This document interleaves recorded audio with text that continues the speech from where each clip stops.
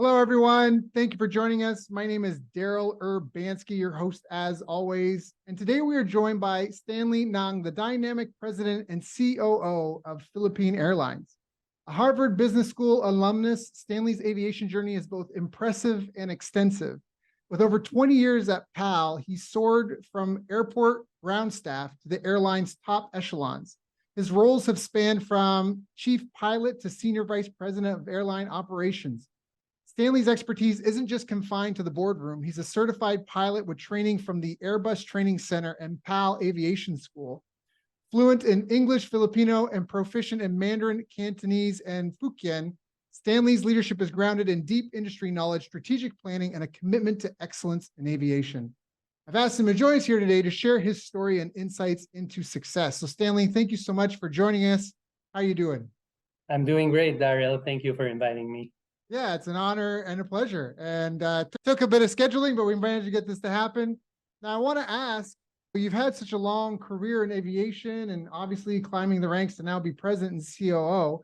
How did you even get started? Like, did your parents like run companies as a kid? Were they involved in aviation?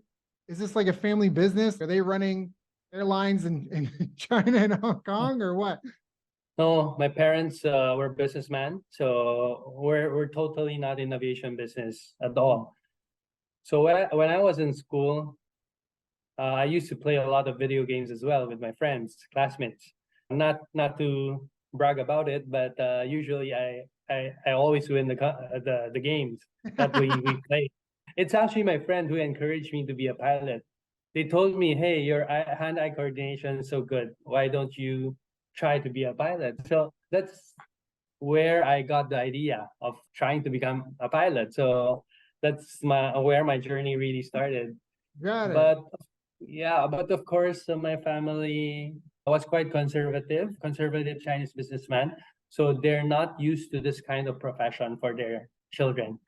But after maybe around a year and a half of convincing them that I really wanted to fly, so eventually they allowed me to join the flying school of Philippine Airlines. Got it.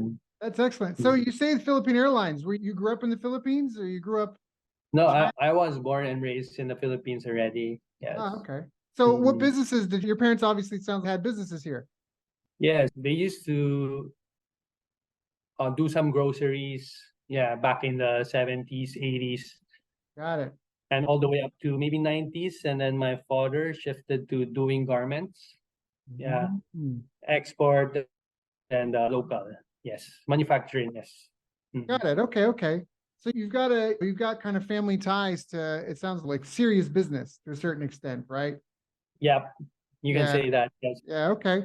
So how did this go? So you decided to be a pilot. It's not as common as it used to be, getting into the ground floor and working your way up. And it's really a hero's journey, not to just blow hot air up your butt, but it really is. Not a lot of people do that anymore. Not a lot of people, you don't see a lot of presidents coming in, working, like I said, at the bottom and their way up. Was that sort of the plan from the beginning, or you were just, no?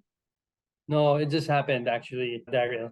So I came in as a ground staff at the airport for Philippine Airlines back in 2003. That was 20 years ago.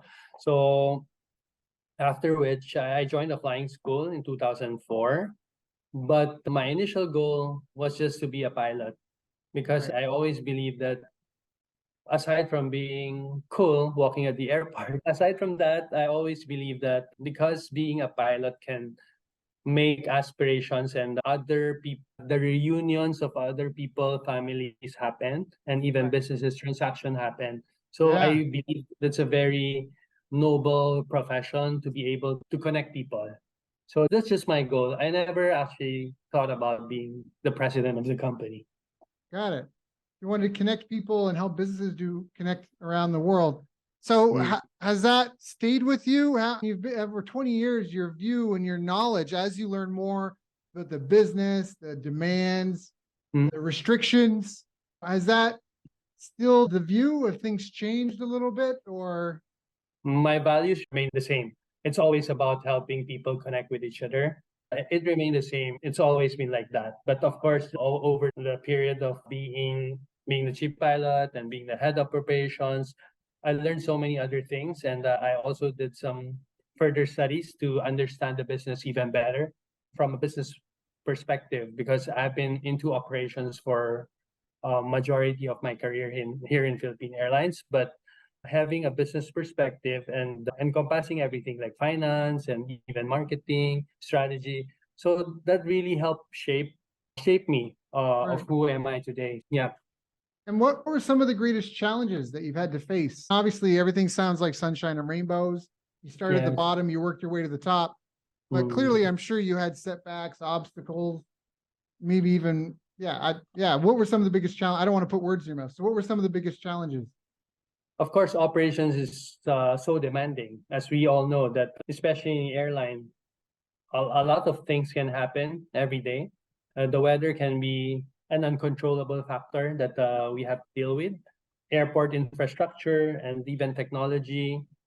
Those were some of the challenges that we've been facing ever since I started. But I would say the major challenges that we really have today, of course, one thing obvious is about supply chain issues today after the pandemic. Majority of the OEMs, the manufacturers, or the spare parts weren't able to deliver as fast as desired.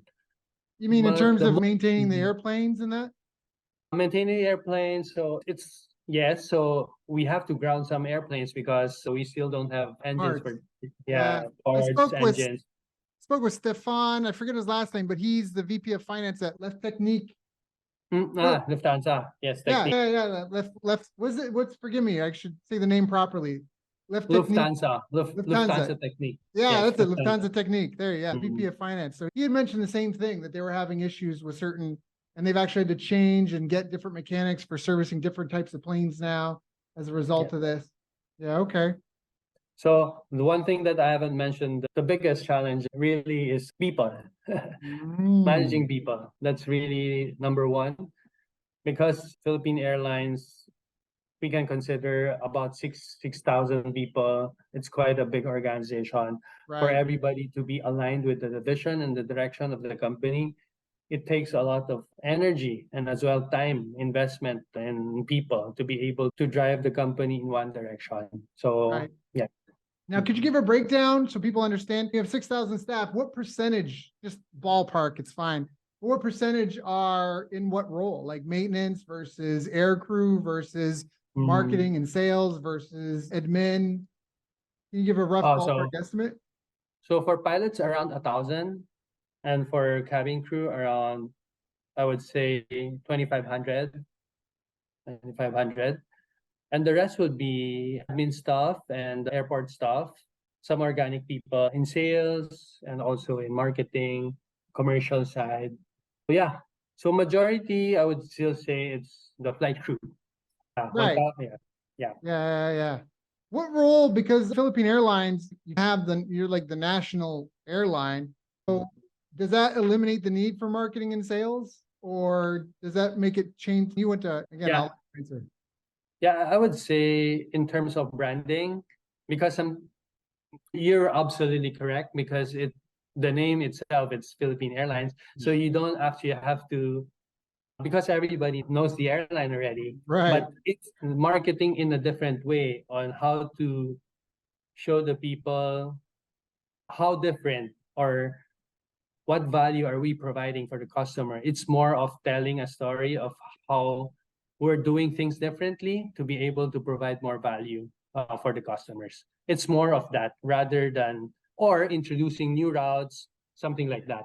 New Got it. product, new planes. It's more of that when it comes to marketing. But the branding itself, everybody in the Philippines knows about the airline, of course. Right. So you Mhm. mentioned that managing people is the number one challenge, and I can agree, at least from the different coaching groups I've run or been in, that staff is Mhm. often a big topic.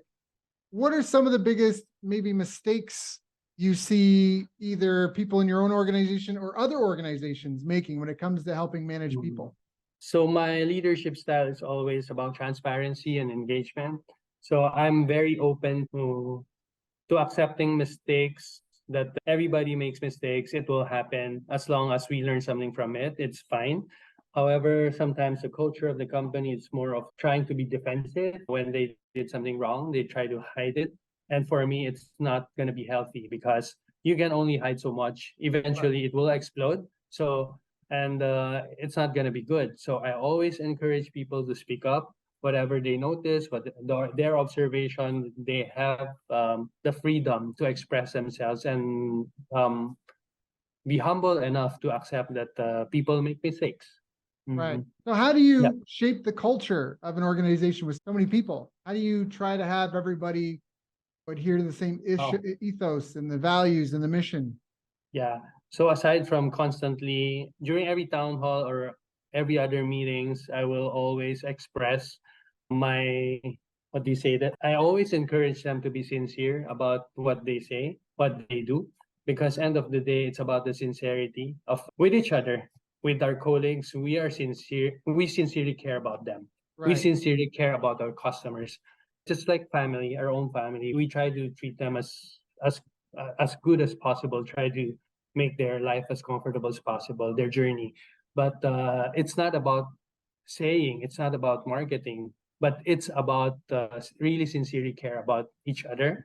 And yeah, even beyond work, like outside work, we can still help each other in terms of their needs. That I always express my helping hand to each one of them. But it's so difficult also to to drive that alone. So I Right. really need a team of like-minded people to be able to just multiply yourself more and more to be able to spread, yeah, the culture faster. And being fair and consistent, that's always the thing that I believe in because you have to treat each and every case the same way. It doesn't matter who you're talking to, who made a mistake, but you have to deal with every situation like how you will deal it, like the same way all the Right. time. So it sounds like we talked a little bit about kind of values and ethos. What Mhm. specific skills or behaviors do you believe are important for your staff to improve or develop? It's the open-mindedness to be able to cope with the changes. So it's I would say agility. Adaptability. Ah, Yeah, adaptability, agility to the changing environment. That's yeah. something I think is valuable. Mm. Now that's maybe something we can talk about because obviously with the pandemic, it touched everyone's life. You talk about connecting people. I know for us, we were stuck in Vietnam and it went from a $300 ticket that I think it cost Mm. $6,000 to bring us home from the Philippines. And then we still had to pay for quarantine on top of that. Can you Yeah, speak? I don't know what you can or can't say, but can you speak to that a little bit in terms of obviously you're trying to run a for-profit corporation, but you have yeah. to deal with all these different countries, their immigration policies, like the geopolitical situation of the day. Can you speak to that a little bit?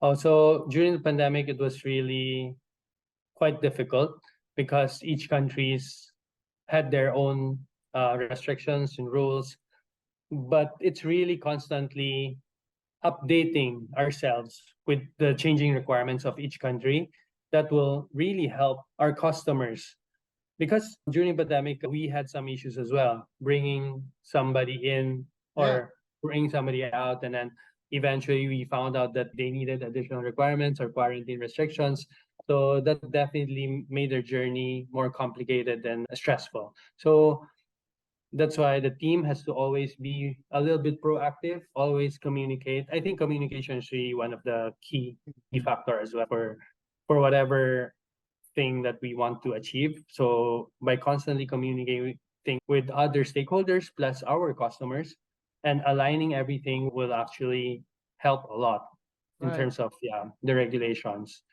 And you asked about the prices. Of course, it went up significantly because of the limit. It's still the law of supply and demand Right. because the demand is so high, but the supply we can only serve so much because during the pandemic we're only allowed like certain number of passengers to Right. transport Right. certain number of passengers, something like that. Yeah. That makes perfect sense. Now, can you speak to, because I know that we've heard, at least in my life, I feel like in the news, you always hear about airlines, some going bankrupt, some getting bailouts by the Mm. government. Historically, I think there was something with PAL and the IMF. Can you Mhm. just speak a little bit? What is the function of an airline? What I mean is a Tahoe vendor. They go out, sell Tahoe, people want it or they don't. Supply and demand takes effect. Spa, right? Trike driver, taxi driver, a lot of these things, it's almost like a very much a free market system. And then you hear Mhm. about things like, I've heard a joke like, how do you become a millionaire? How do you become a millionaire in the air industry? You start off as a billionaire and then you buy an airline. So I just heard jokes. It just sounds like airlines, like it's a tough business, right? And you hear about Yes. airlines that don't survive. What is unique about what makes this unique in that respect? And I feel like maybe I'm just ignorant of things that maybe other people do know, but I've always wondered that airlines get bailouts from the government. Sometimes you hear about them often being at risk of going bankrupt or things like what's going on, Stanley? What is happening with this industry? Yeah, Definitely, you're 100% right. It's a complicated business with so many variables. It's like a flying hotel. So They- we have the ah, we have a revenue management system, and but this one, the infrastructure is the aircraft. So the aircraft also need maintenance. It's just like running also you're maintaining your cars like at home. So right. it's a mixture of everything. It's a flying hotel, but at the same time you have resources that you need to maintain, and you have people that's gonna fly those planes, your resources. So it definitely is a very complicated business. And as you mentioned rightfully also, it's about the people, the skilled workers, let's say the pilots. Right. So worldwide, the right now, simply the world do not have enough pilots for all the Ah, airlines. So definitely a lot of people also, let's say the pilots or even the cabin crew, some other airlines are actively hiring from yep, the Philippines because as Philippines, yep, the demographic is quite, yeah, it's a good demographic with the average of less than 26 years old. right. So definitely a lot of people, resources available in the Philippines. But one thing that I want to mention also is about the problem here right now. It's we have to accelerate the training for these people to be able to provide for other countries as well, because it's end of the day it's good for the economy of the Philippines because of all Right. the OFWs OFW, remittances. yeah, yeah. However, brain drain we should also consider because we cannot send all the best people out. We still have to retain a lot of skilled worker here in the Philippines. Yeah, Mm. that's a really good point. I've been talking because people have said, Daryl, like, why are you setting up in the Philippines? My personal opinion is I think in 10, 20 years, you guys still have a positive birth rate where the rest of the world doesn't. Like you Yeah. talked about, all these countries are setting up outsourcing centers here because I feel like generally speaking, people have a good work ethic here. They're hungry to grow and expand and develop their skills. So all these countries are giving their best training programs to the Filipinos because either the people in their country, and this is my personal opinion, but I feel like most Americans don't want to work as hard as I see some Filipinos working. And I think the trike driver that sleeps in his trike because he's got 4 kids at home and he just needs to be able to, like, that sort of grit and like Correct. commitment, you just don't see in a lot of places. And so we're Mm. getting world-class training here. The infrastructure is growing, still have a positive birth rate. I did all these OFWs are sending resources and training and back home. I think the Mm. Philippines is a really good place in terms of the future. So I agree with a Mm. lot of what you're saying there. It sounds so. Where do you think things are going to be in 5, 10, 15 years? We've got some disruptive technology that's coming out. How is that impacting airlines? We also have geopolitical situations Mm. happening. My personal opinion is it seems like there's an unelected group who have an agenda they're trying to push on the world. Mm. Where do you see things? What trends are you watching for the next 5, 10, 15 years? And what do you think people should pay attention to? Also, technology definitely is important that everybody should embrace. And with the limited infrastructure or limited space that, especially here in the Philippines, innovation is really the way to go. So innovation that can drive efficiency. Let's say, Right. for example, just this morning I was imagining an airport without much check-in agents anymore. I Right, think the right. robots can do Yeah. it. The Like yeah. Singapore, with Mm. their airline, you just Yes. it's like personless. It's all fully automated. Correct. So we can already see some signs that where we are going today, and definitely, I believe that's really the future for the at least the next 5 to 10 years. we'll be having a lesser people airport. So Right. it's going to be more efficient. And because this morning I was discussing with someone about having a people less airport, sometimes it might be more efficient because let's say for documentation check, people might make mistake or intentionally let somebody go, but the computer can That's it. actually verify if the passport are Yeah. valid, the visas Yeah. are valid. Yeah. So I think, yeah, in I, terms of technology, yeah. there's a game I just like a month ago. I'm always trying to check like merging. Anyways, I'm working on an app for what I'm doing. Spoiler alert for my audience, but I'm working on an app and I've been checking out other apps and I saw this also. I don't play games, but I check them out from time to time. This one called Papers, Please. And you're basically Mm, supposed to be an immigration officer checking the papers and then they have to get a certificate. And then it's like a top download game. I think they're making mm, a movie out of it or something. I saw some trailer, but it was really surprising to me when I was playing it how complicated, because as the political situation changes, mm. now screen people from this country more, don't screen people from this country. Now they need this paper to enter. Now they have to get this certificate before they can enter. Now, now we're banning contraband. Now this is contraband. Now it's every day, every week was a new requirement Yeah. based on geopolitical situations. And then people trying to Mm, bribe their way in. And it was just a very fascinating game for me to play because I'd never thought of it from the immigration no. officer's point of view. To your point, I could see where the automation would really help with that. How do you Mm, feel about the biometric stuff? I saw that when I was in Japan. I noticed that they had robots like a giant Roomba, like just a giant robot sweeping, mopping mm. the floor. But then I also noticed that all Japanese foreign nationals had to do face scan, fingerprint scan.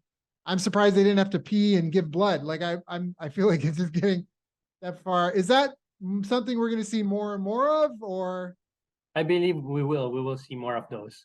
yeah, Definitely robots, but of course behind every robot there should be still human behind the, but you don't need that much people anymore because right, you can just intervene whenever there's a system malfunction or yeah, right. but very minimal. It will be very efficient moving forward, I believe. And yeah, yeah, definitely. Yeah. Now, what about the biometrics? And I think Oh, the Canada's trying to biometrics. have a digital passport. So yeah, so biometrics is it's one thing that I think the Philippine airports they're gonna do very soon. So there's a movement right now. So in fact, this morning we had a meeting with someone to head that direction to have biometrics as well as use a machine to scan a passport and to verify.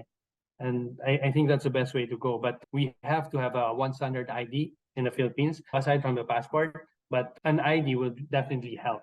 That's the government ID. Mhm. So government ID. Yes, because right now we have a driver's license, but unfortunately, not everybody actually has driver license. Yeah, I know. We just had a sales. One of my clients, they're setting up a sales team here, and they wanted them to have a LinkedIn account because they're an online Mhm. company, and their LinkedIn accounts got shut down, and they wanted them to send photos of their passport or their driver's license to validate their ID. Mhm. And again, most Mhm. people, like you mentioned, are under 26.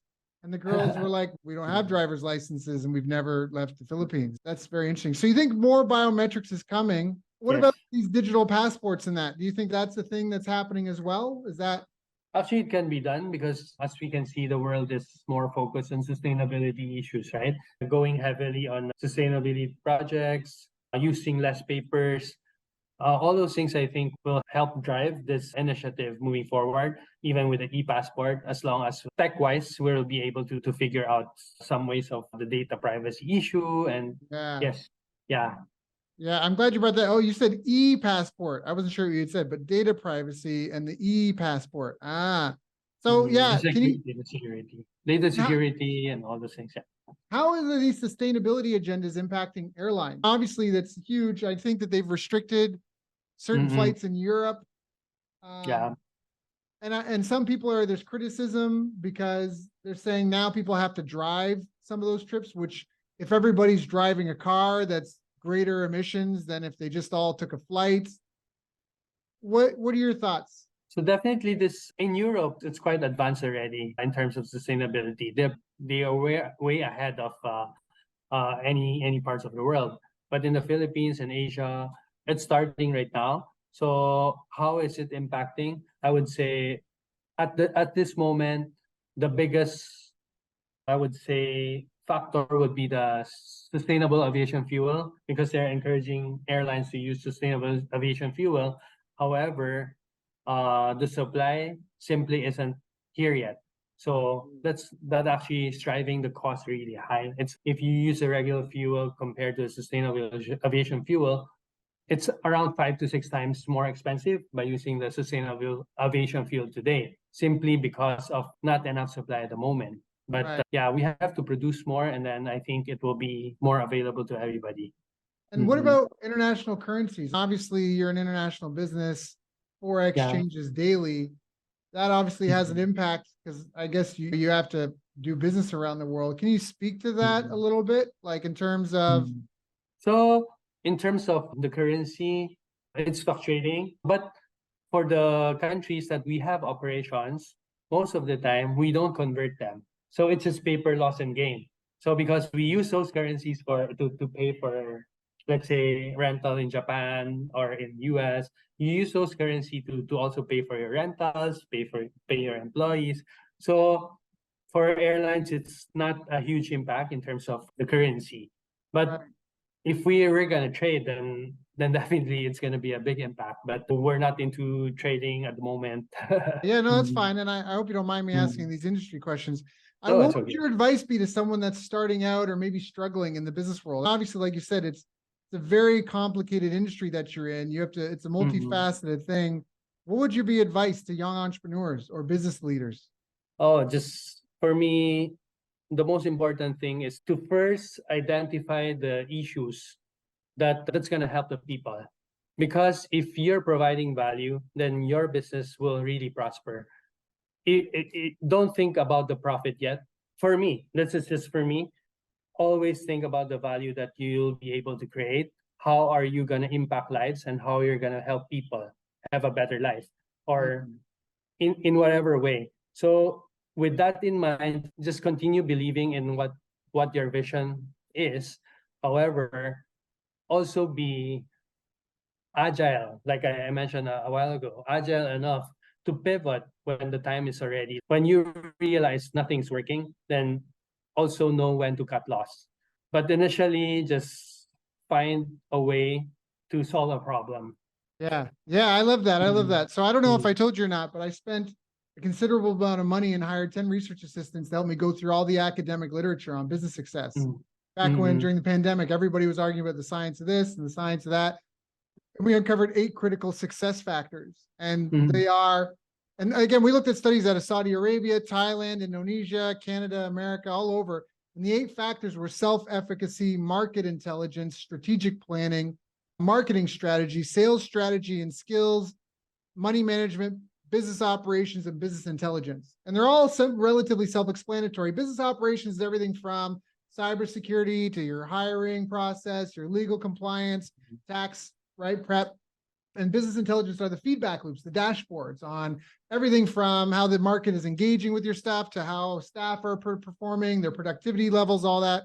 And I really believe that the core of all of it, of course, is the market intelligence and the strategic planning that kind of work in tandem. You have to know what the what's happening in the market with the people that are spending the money on the yeah, changes, regulations, the things that are coming down the pipeline, and then adapt strategically to still provide excellence. They say that markets are ultimately unknown and unknowable, because if I asked you how many people wanted to buy an airline ticket to the Bahamas today, you might be able to look at indicators, leading and lagging indicators, but correct. ultimately you wouldn't know.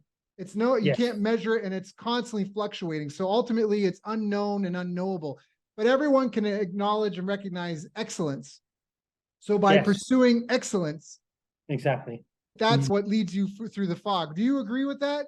Or I do you? totally agree with you, because like the one that you mentioned, from Manila to Bahamas, something like that, or even some other places, like maybe historical data cannot predict the future, because you're going to do something differently to make it successful. So I always believe in that. So if you stay status quo, and then you're going to tell me that it's never going to work because we don't have enough people Right. to fly from Manila to Bahamas. But in reality, if you can design, or let's say promote it well, and stimulate.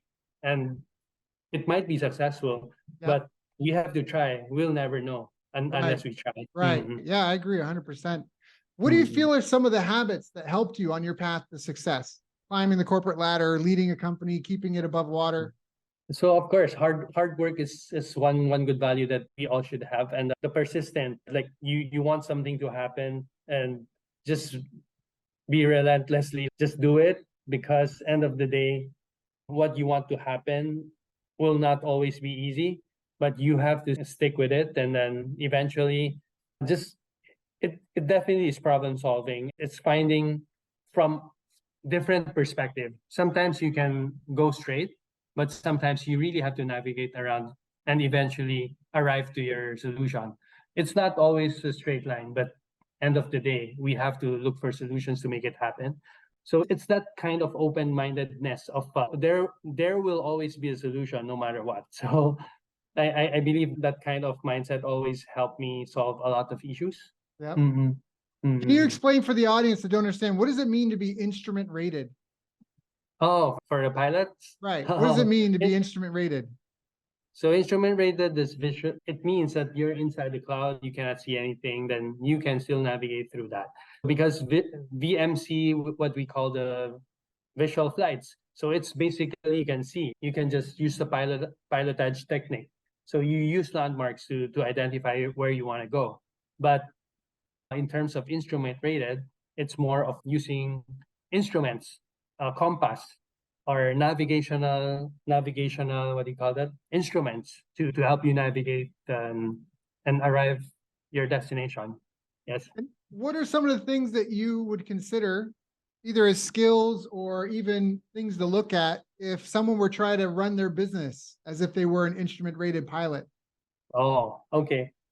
I would say maybe instrument. I would say instrument inside the aircraft. It's like the technology or the tools that you'll have to help Well, you I'm navigate. trying to ask, if you were to create a certification program of some sort to say you're an instrument rated business owner, what are the dashboards that they need to watch? What are the metrics that they need to be aware of? What do they have to constantly have the fingers of the pulse of?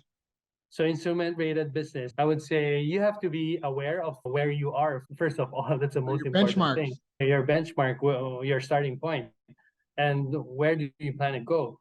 But of course, like any other method of navigation, so instrument, it's basically inside clouds, and you don't know when you're gonna see sunlight, Right, because end of the day, it's like navigating in during nighttime. You don't right, see anything, but you just have to believe in your tools and believe that I would say your true north.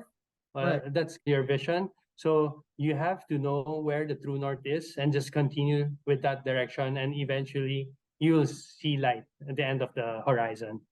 I think, yeah. I would explain it like that. Yeah, okay, okay. So then I guess as a business owner, you need to know your benchmarks. You said your starting point. You need to know where you want to go, your destination, your true north. And then it sounds like you have to find a way to measure those and Yes. look at those constantly. And of course, inside the clouds, there will be turbulence. There will always be unexpected things that might happen. But we just have to always observe the radar. And it's exactly like that. So if you have the radar, you have the tools to help you navigate through that. Got Mhm. it. Got it. So maybe like, how do you collect feedback in terms of market? Do you get certain types of reports from the marketing and Oh, sales yes. department to know how they're doing, customer satisfaction? Are these like weekly, quarterly? How often do you get those feedback loops? Yeah. So, of course, sales reports, they are important, but my number one metrics is always customer satisfaction, because I believe that's the one that's driving the sales. Because you can have many marketing campaigns and whatever you want to do, you can do it. But end of the day, it's the actual customer experience that can help your business to have a repeat business with these people. Creating that connection and going beyond what we're doing today will definitely.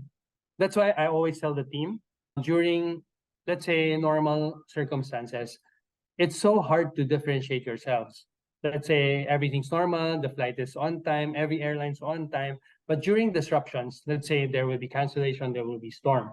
It's how well we take good care of our passengers that will make the difference. And this passenger will always remember during difficult times, we treated them differently. We treated them better than any other airlines will treat them. I love So that. yeah. I love that. I love that so much. I really do. I wrote down customer satisfaction is number one, the customer experience, creating connection. But during disruptions is where your skills shine. And I think that's really true. I think that's so pivotal. Some people, they're saying the pioneers get the arrows, but the settlers get the land.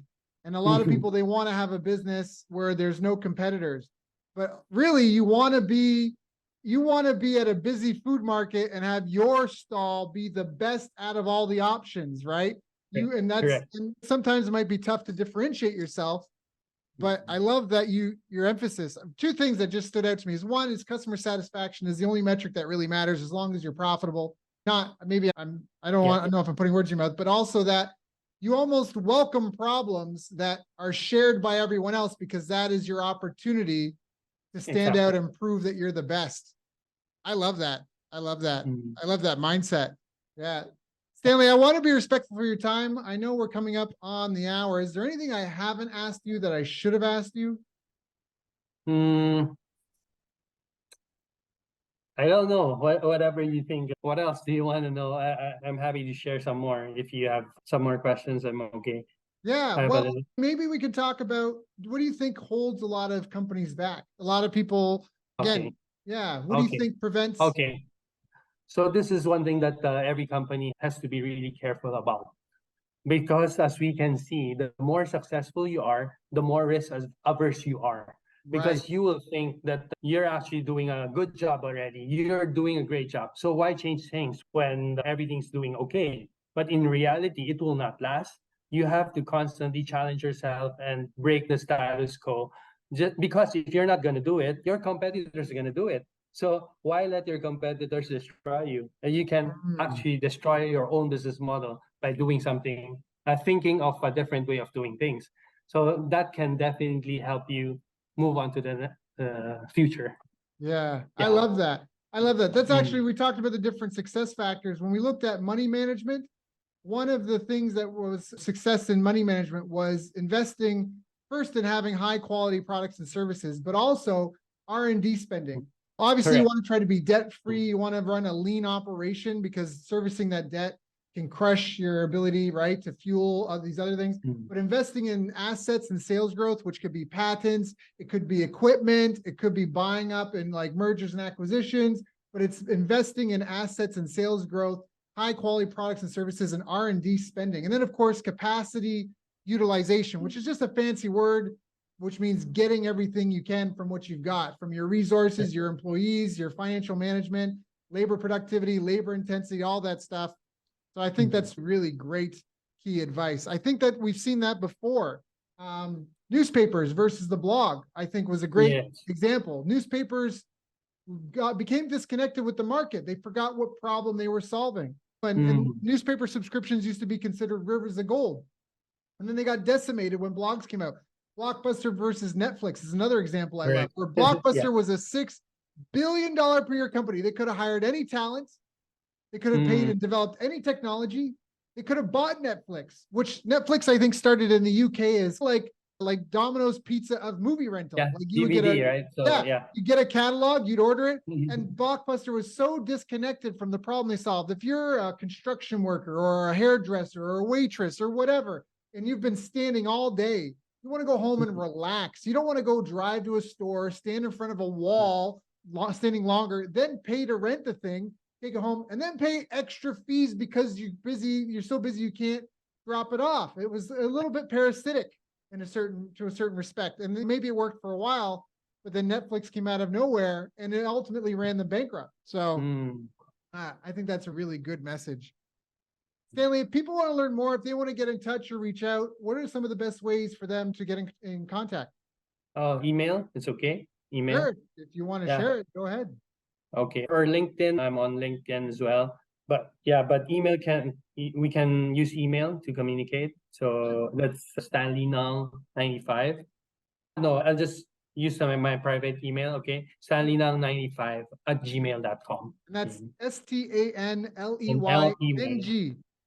95, Yeah, 95. 95. STANLEYNG 95 @gmail.com. You can also look him up on LinkedIn. Again, Stanley Ng, which is spelled NG. I got the right guy if he's with Philippine Airlines. Stanley, thank you so much for your time, for sharing, knowing you have thousands of direct reports, that you've got an industry to stay on top of and work to do. Thank you for coming and sharing with my audience and I. We really appreciate your time today. Thank you, Daryl. Thank you.